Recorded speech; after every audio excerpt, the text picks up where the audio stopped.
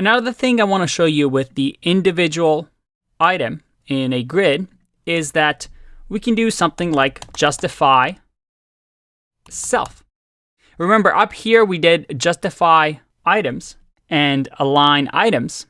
But when it comes to individual items, we have to use self. And as you can imagine, if I do self start and I refresh here, we go to the start of the column. If I do align, it's going to go to the start of the row. And if we do end and refresh, again, we see that the same thing is happening. I'm going to leave this file for you as well so you can play around with it.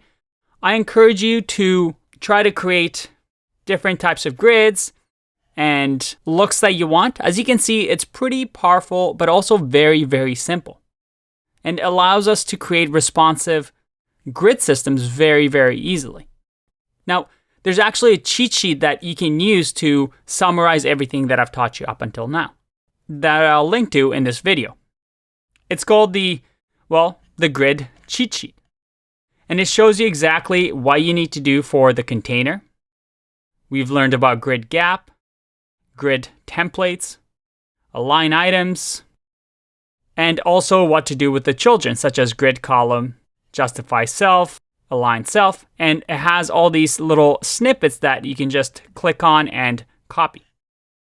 So I recommend you play around with some of these properties on your own, because in the next part, we're going to use CSS Grid to build a complete website layout. I'll see you in that one.